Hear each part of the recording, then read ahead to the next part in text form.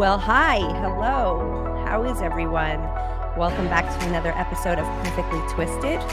I am Nicole Eggert, and I am running solo today, if you will notice. While you're right here and while I have you, would you hit that like button? Go ahead and hit that like, because that helps us out a lot.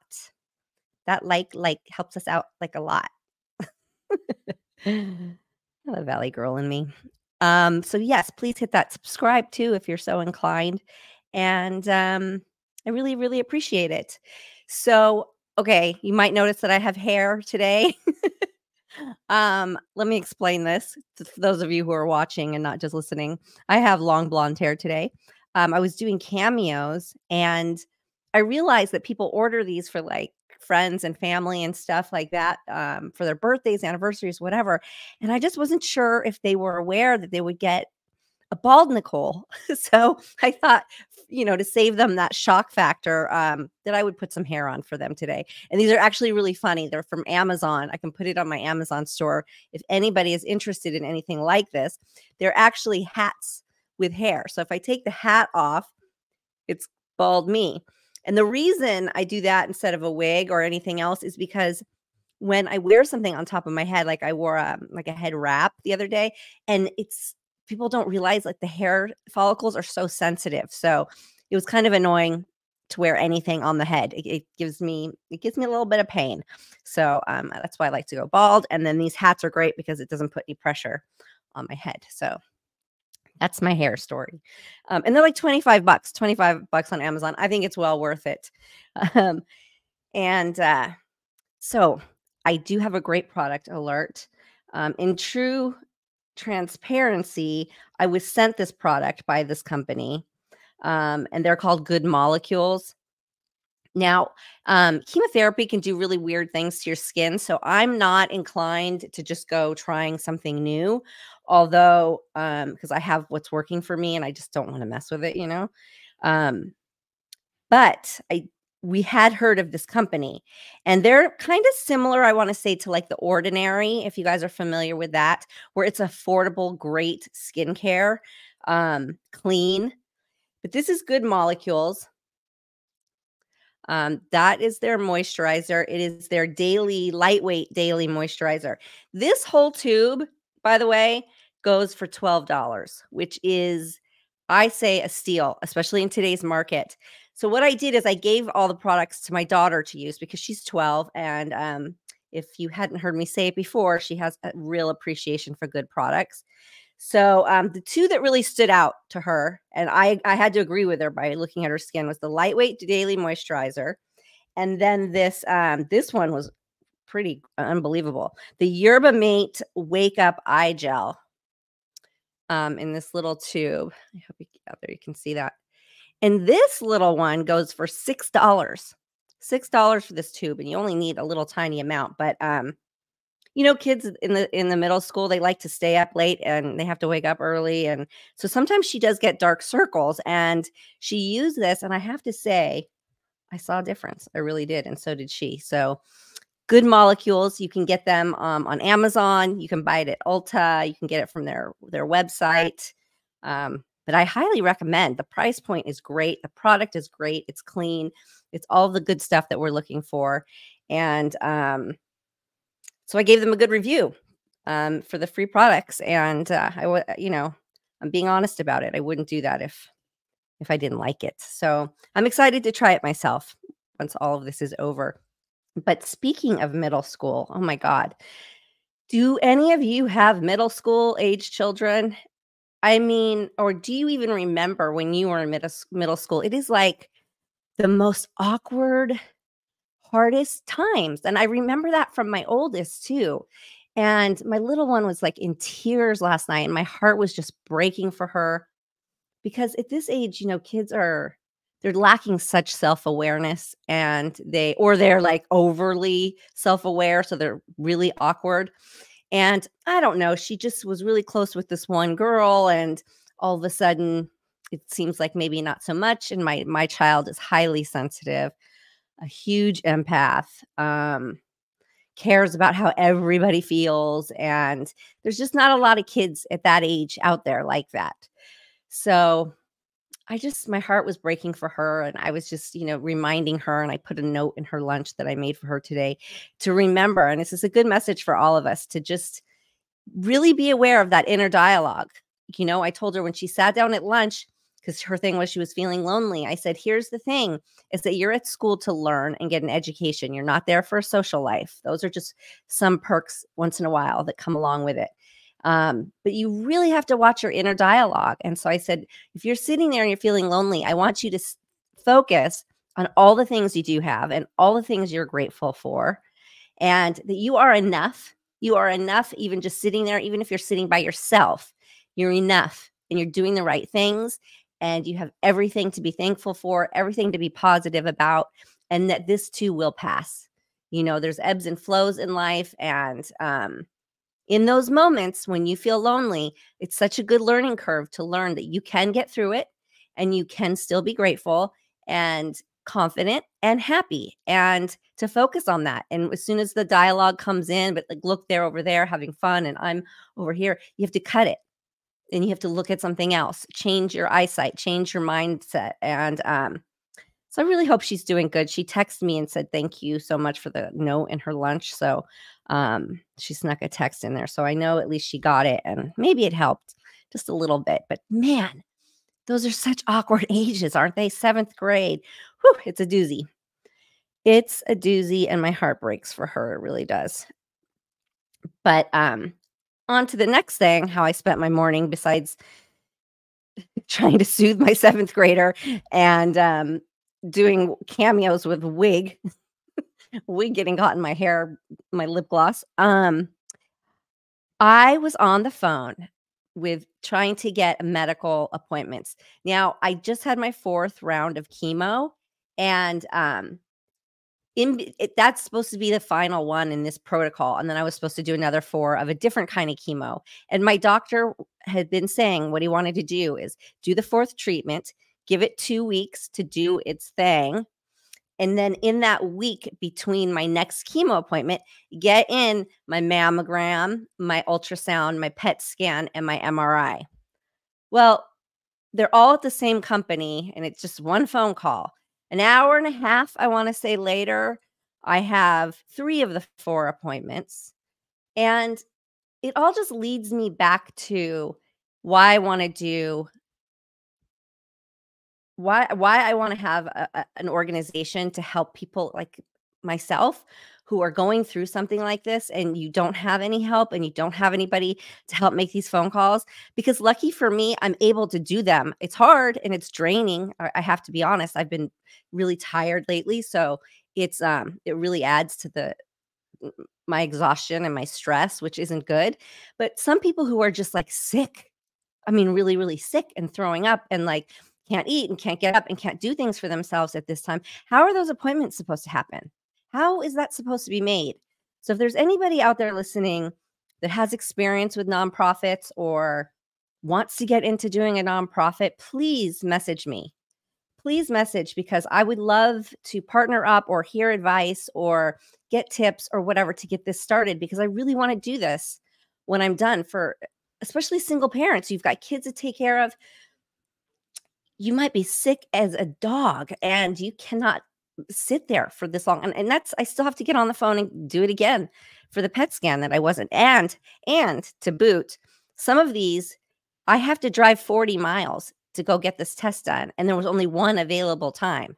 So the fact that 2 weeks out, I can't even get appointments in my area, I have to drive long distance for most of them.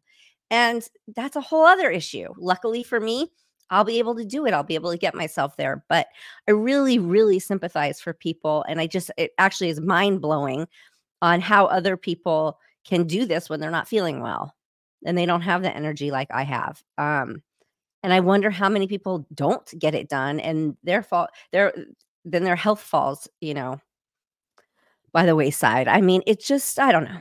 It's absolutely ridiculous, especially in Los Angeles. And really feel for people who have to go and do this when they're not in as great shape as I am at this point. So again, if you have any experience in that, please let me know. Please reach out. And I would love to hear about it. So, today's gonna be a short, little fun, mailbag really episode because it's just me. Just me today, so I'm talking to myself, and talking to you and trying to, um keep the show going. I didn't wanna skip an episode just because, when we normally shoot, Dave had to, no, Dave was ready to shoot, but I had to go get, a blood injection. I was called in because my white blood cell count goes really low. So I'm now starting to get these injections that keep everything level, and it keeps me safe and not getting sick. So I had to do that instead of doing the podcast on Wednesday. So today's Thursday, and I'm here solo, riding with you guys. So, I have, the questions, which I don't normally get to see, so I promise I didn't read them up front, but, Dave did send them to me. So, these are from Trish, I wanna say Ironberg. I hope I said that right. So, hi, Trish. She said, "What is your favorite movie or show you've done?" Mine is Holiday Switch. I watch it every year like, It's a Wonderful Life. You know what? I love that movie too, Trish. I do too. That was such a fun movie to make.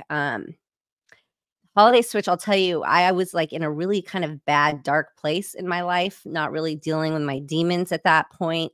And I got that movie and it booked me away in Winnipeg, Canada for a number of weeks. And it was just exactly what I needed, what my soul needed. I got to go there and play these wacky characters because I played 2, and have such a good time in such a fabulous little city, and, I think it kinda showed in the energy on that movie, so I do love that, and as I've said before, I loved Clan of the Cave Bear because, again, it was more about a lot of it is more about the experience, and Clan of the Cave Bear, we shot all over Canada for months and months and months on end, but it was surreal and wonderful and just such like a kid's dream come true to work on that movie.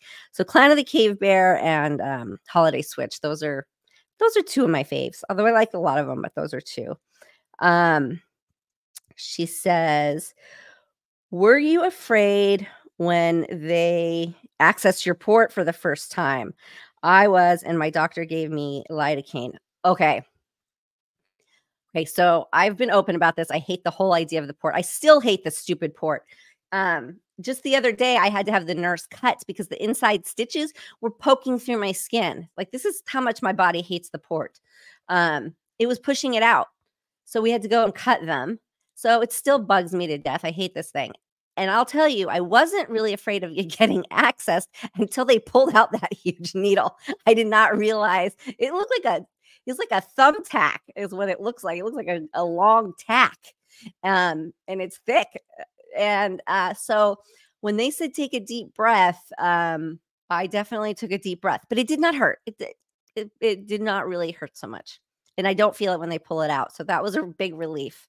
Um, so yes, I was a little scared, Trish. I was, and I get where you're coming from with the lidocaine. Um, yeah, that needle's no joke. Um, she says, "I kept a journal when I had cancer. Just curious to know if you're doing the same thing." I bet you're talking about like a written journal. I am not. I'm but I have been putting out videos as I go along and trying to do like those kind of diaries. And I have a lot that I just have kept for myself. Um, because I'll tell you the truth, I'm not good at dates and times, and I don't really care about dates and times. And all the little details don't really matter to me. I like to really kind of look at the whole experience, and you know what? As I'm saying this, that's probably exactly why I should be journaling, Trish, but, I don't, because I don't know, it's things like dates and anniversaries and stuff like that, I really don't see the importance of them. Like, when my stepmom, let's say, for example, she keeps track of everything, but it was the day of my dad's passing not too long ago, and she messaged out, which is super sweet and everything, but she'd said it'd been 15 years, and I thought to myself, "Oh my god." And the reason I don't do specific dates is because I don't need a date to think about it. Um, I think about him all the time, and the 15 years feels more like 8, and, um, I don't know. So, maybe on that date, I'm not thinking about it, and I like those days when I'm not, because there are the days that I think about him a lot. Same with my mother, so I don't really remember. I don't keep those dates in mind, and I don't reminisce and stuff like that on certain dates because I feel like I do it enough, and, I mean, like, I get my prescription, any prescription they give me, and I read about it, and I do my research on it then, and then "Okay, this is something I'm gonna be taking," and then I forget all about it. Like, I don't even know the names of all the things that I take, but I have done my research on them. So things like that, Trish, I think I will follow suit with you and, maybe write them down, so in the future, when people say what did work for you, what didn't work for you, I'll have a reference guide because I think those kinds of things are important, and God forbid I have to go through this again, I'll know what worked, right? So, thanks for that question. Thank you so much for that question because you just gave me another thing to put on my to-do list. Um, so we also have a question from Josh Johnson. Have you ever been attracted to or dated someone who was not in the can't speak, the entertainment industry? Yes. Yes, yes, yes. Yes, I have. I've dated all kinds of different walks of life. Um, some people I dated then did end up being in the entertainment industry, but they weren't necessarily while we were dating. Um, so yeah. Yes, absolutely. I don't actually spend a lot of time with people who are in the industry socially like that or dating like that. It's I would say more so outside of the entertainment industry because I just find that and that was not a fart if you heard that. Me dragging my phone on the table. Oh dear. Um I like people. I like all different kinds of people. So sometimes it's interesting, to learn about other things instead of just being involved with someone and you guys just have the same work and jobs to talk about. So I'm open. I am open to all of that for sure. So thank you, Josh. Thank you, Josh, and thank you, Trish. And you guys can write in with more questions. It's a button. It says Nicole's Mailbag on the website. Love these questions. I appreciate them, and they bring up great memories for me, and they give me things to think about. And I like to know what you guys want to know about, so I really, really enjoy that. And thanks for tuning in. And I will see you again for sure next week with a really super fun guest and Dave again. And hit that like button. And I'll see you next week. Bye.